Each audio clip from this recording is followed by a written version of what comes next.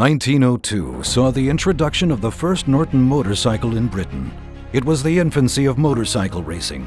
The Norton racing tradition would eventually give birth to many legendary machines. One would take the drag racing world by storm.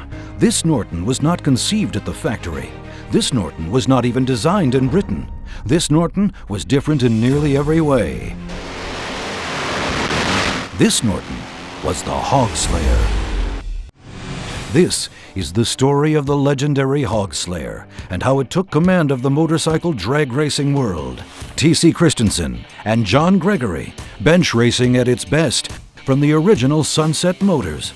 Well, my first experience on a real drag race was at the Union Grove drag strip, and I had this hot rod street bike. The fastest thing at that race was actually a Vincent Black Shadow. And it gets down, that whole race got down to just me and that Vincent Black Shadow. We wind them things out. He shifts in a second, he misses second gear. I hit them all, I'm gone. I win the whole thing. TC was a good rider to start with, and I helped him hone his skills at getting off the line. He concentrated on being the world's best rider, which I think he was. I mean, I don't think anybody was better than him any place or any time after we went pro, or even before, as far as that goes. Me and John actually were pretty much teamed up to do this racing gig, and he was pretty much the brains behind all this equipment and stuff. Motorcycle Weekly wrote, "Humiliation on the strips is what Tom Christenson inflicted on the rest of the world's dragsters. More than 3 miles a minute from a dead start in a mere quarter mile. It's difficult to imagine if you haven't seen it." Cycle World wrote, "John Gregory's abundant talents for imaginative engineering have produced the dazzling machines that launched TC Christenson on record-making rides. In charge of design and construction, John has created unique components, remarkable for their performance as well as their dependability." Unbridled courage. Columbus, Ohio. And I get out there, get on the line, racing against another Harley guy. We blast off the line, I launch hard. So I shift into high gear and I wind that thing out about 1,100 feet off. Then I roll the throttle off and this bike goes into a death wobble. It's one of those wobbles that you know it's all over. But, that was kind of scary. I wasn't up where I could see him close.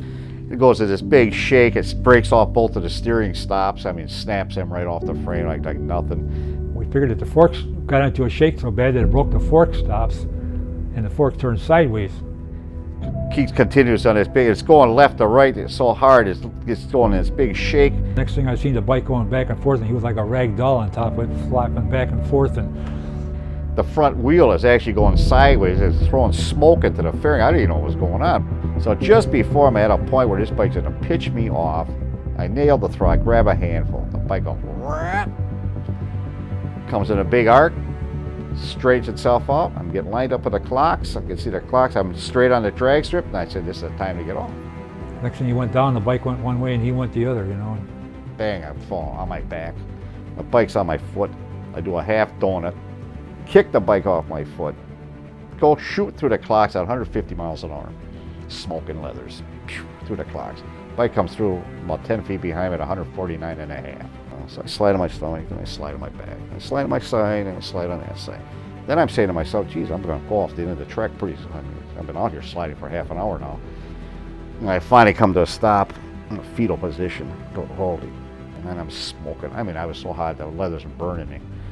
Right later, I moved my neck a little bit. It's like, no problem. I moved my back. Wow, cool. Hey, I got away with that one. Pretty sad deal. I mean, I was really happy to see that he was walking. We just took him to the hospital and we kind of patched him up and we took him home. The guy we raced against, he was watching the whole thing. And every time I see that guy at another track, he'd come up, TC, that was the greatest ride I've ever seen. You were up, you were down, you were sliding, you were gone. That was it. Unrivaled innovation. It was this combination of a lot of technically advanced equipment. So that's when I developed the 2-speed. All you had to do was push the pedal and it would shift. So we were one of the first bikes that actually went with a fat wheel. We widened the frame out and put an 8-inch tire in the back.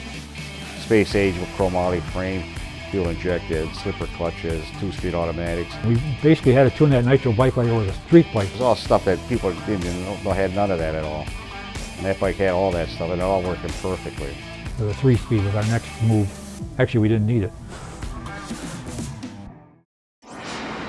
Unyielding challengers.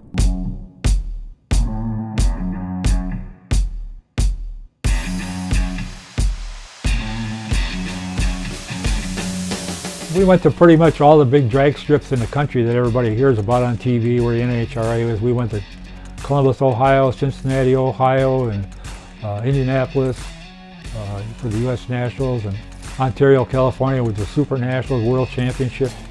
We went out there and won it 4 times. You talk about something wild. Cool. Have a look.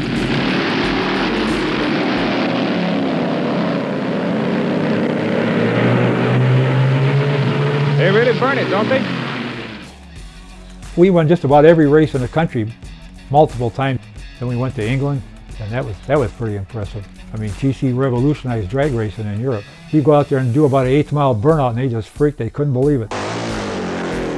You were the fastest man on 2 wheels in the world. You're still the fastest man on 2 wheels in Europe. Tom, can you tell us something about the design of the bike, and particularly the engines? Well, the 2 750 Norton engines, which are made over here in Britain, and they're running about 150 horse apiece, which is probably 300 horse between them.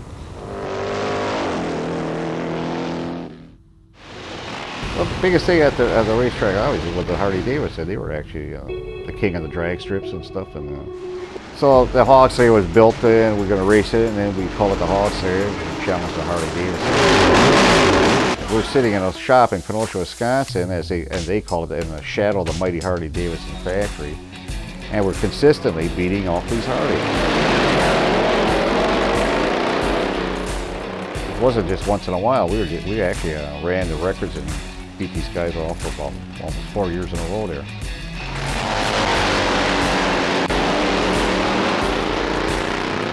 Yeah, actually, the R&D, research and development guys actually put a sign up in their research department that says, "Get the Hogslayer." One thing about that bike, anybody's ever seen it run, never forgot it. It was such a spectacle and what it did and how it did it, you know.